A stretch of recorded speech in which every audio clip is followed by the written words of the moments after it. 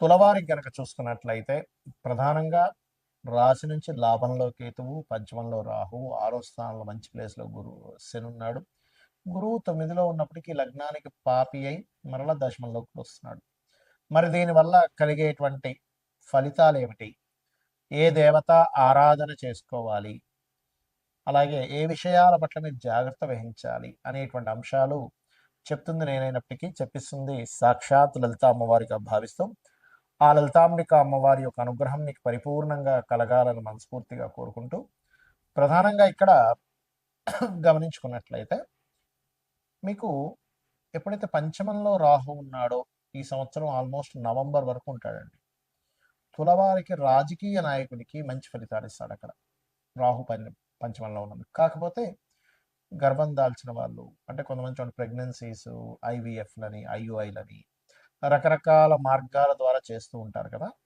అలాగ చేసుకునేటువంటి వారు ప్రధానంగా దుర్గా ఆరాధన చేసుకోండి. ఎందుకంటే కొంచెం ఈ మిస్క్యారేజ్ అవడం ఇట్లాంటివి ఎక్కువ ఛాన్సెస్ చూపిస్తున్నాయి. బికాజ్ ఆఫ్ మీకు ఈ సంవత్సరం మనకి 2025 ఎండింగ్లో కొంత సూర్యగ్రహణం కూడా పంచమంలో ఉంది కాబట్టి ఈ విషయంలో జాగ్రత్తగా ఉండాలి. అలాగే మీకు మరలా మార్చి 13వ తేదీ నుంచి చంద్రగ్రహణం వస్తుంది. దానివల్ల ఏమిటి అంటే కొంచెం అన్ని రకాల లాభాలు ఇస్తాడు. ఎందుకంటే తులాలగ్నం వారికి ఈ చంద్రగ్రహణం అయితే ఈ పరాభావన సంవత్సరంలో రాజకీయ నాయకులకి, సినిమా ఫీల్డ్ వాళ్ళకి చాలా బాగుంటుంది. ఈ రంగాల్లో ఉండే వాళ్ళు తులారాశి అయితే, ఎందుకంటే తులవారికి సర్వసాధారణంగానే కాస్త ఈ యొక్క అంటే క్రియేటివ్ రిలేటెడ్ మీద ఎక్కువ అవగాహన ఉంటుంది. అదేవిధంగా ఫైనాన్షియల్గా చూసుకుంటే ఎప్పుడైతే గురువు దశమంలోకి మారుతాడో, కర్కాటక రాశిలోకి వస్తాడో అక్కడ నుంచి ఫైనాన్షియల్గా చాలా బాగుంటుందని చెప్పుకోవచ్చు. ఆరో స్థానంలో ఉండేటువంటి శని ఎఫర్ట్స్, మీరు ఏదైతే జాబ్స్ కోసం పెట్టే ఎఫర్ట్స్ ఉంటాయో ఎఫర్ట్స్ బాగా కలిసి వస్తాయి.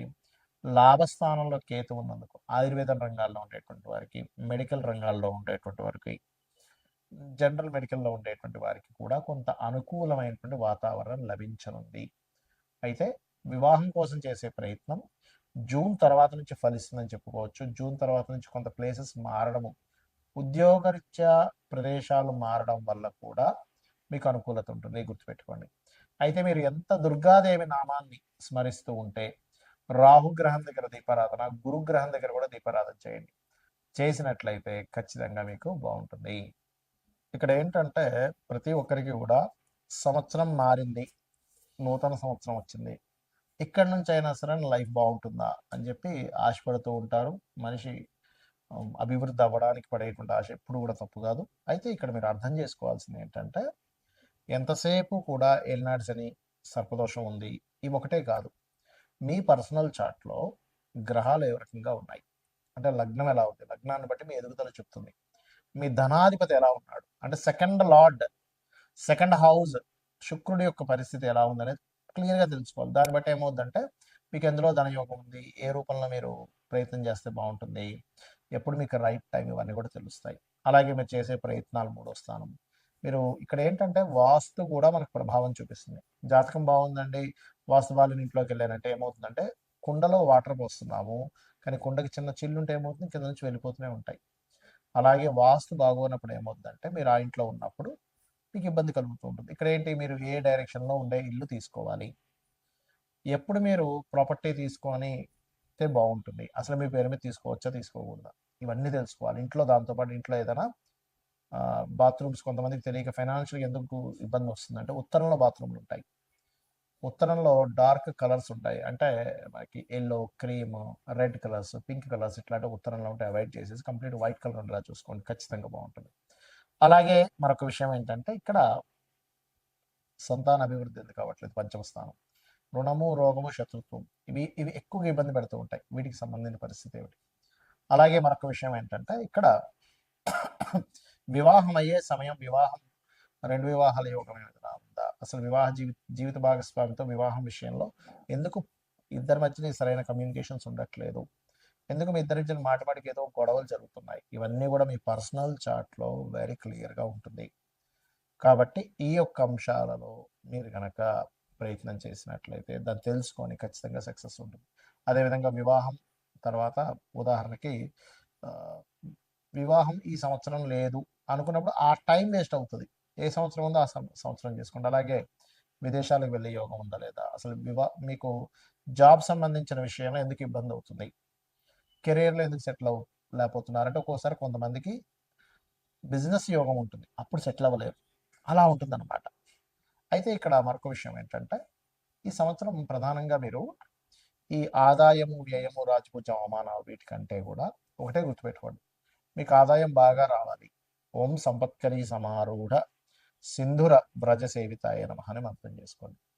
అప్పులు ఎక్కువగా ఉన్నాయి, ఓం అపర్ణాయ నమః అని మంత్రం చేసుకోండి. బిజినెస్లో ఇంప్రూవ్మెంట్స్ రావాలి, ఓం ఇంద్రగోప పరిక్షిప్త స్మరతోనా భజంగికాయ నమః. అయితే ప్రతిదీ కూడా 45 మినిట్స్ చేయండి.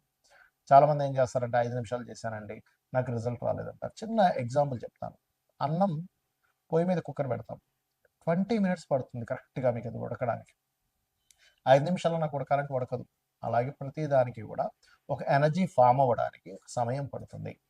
అలా మీరు ఒక 45 నిమిషాలు కనుక చేయగలిగితే ఖచ్చితంగా దాని ప్రభావం అనేటువంటిది ఉంటుంది మీ మీద.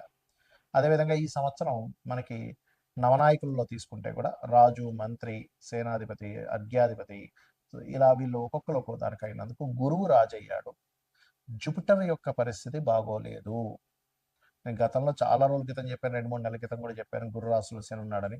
దీనివల్ల అనేకమైనటువంటి జన నష్టం ఉంది. కాబట్టి విదేశాల్లో ఉండేటువంటి వారు మరింత జాగ్రత్తగా ఉండాలి. అది యుద్ధాల వల్ల అనుకోండి, కొన్ని రోగాల వల్ల అనుకోండి, విశేషమైనటువంటి జన నష్టం జరగనుంది, గుర్తుపెట్టుకోండి. ఇది ఆల్రెడీ మనం మనకి ఎప్పుడు డిసెంబర్, ఫిబ్రవరి టైంలో కూడా మనం చెప్పాము.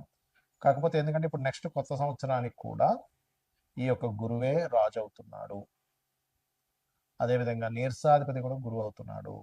కాకపోతే వర్షాధిపతి చంద్రుడైనందుకు కాస్త చక్కగా వర్షాలు అయితే బాగా పడతాయి, ఎక్కువ రోజులు వర్షాలు కూడా ఉంటాయి. కొంచెం ఈ పంట పొలాలు లేకపోతే ఈ ధాన్యాలకు ఎక్కువగా డిమాండ్ అనేది పెరుగుతుంది. ధాన్యాలకు గుర్తుపెట్టుకోండి, ధాన్యానికి ఎక్కువ డిమాండ్ పెరగనుంది. కాబట్టి ఈ యొక్క విషయాల పట్ల కాస్త మీరు అప్రమత్తంగా ఉండండి. జనాలు బంకర్స్లో దాచుకునేటువంటి సమయం రానుంది, గుర్తుపెట్టుకోండి. కాబట్టి ఈ విషయంలో జాగ్రత్తగా ఉండండి. ఇక మరొక విషయం ఏంటంటే మీరు జాతకమే తెలియదు అప్పుడు ఏం చేయాలి, సింపుల్గా రోజు లలితా సహస్రనామాలు చేసుకోండి డైలీ, ఖచ్చితంగా బాగుంటుంది. అదేవిధంగా మనకి లాస్ట్ టైం మనం చెప్పుకున్నాం, ఒక 4-5 నెలల క్రితం కూడా చెప్పాను, సిల్వర్ రేట్ విపరీతంగా పెరగనుంది. మరలా బంగారం సిల్వర్ రేట్లు ఒక రేంజ్లోకి వెళ్ళనున్నాయి, గుర్తుపెట్టుకోండి. ల్యాండ్ రేట్స్ కూడా విపరీతంగా పెరగనున్నాయి. కాబట్టి రెగ్యులర్గా లలిత చేసుకోండి, అన్ని విధాలా మీకు బాగుంటుంది. శ్రీమాత్రే నమః.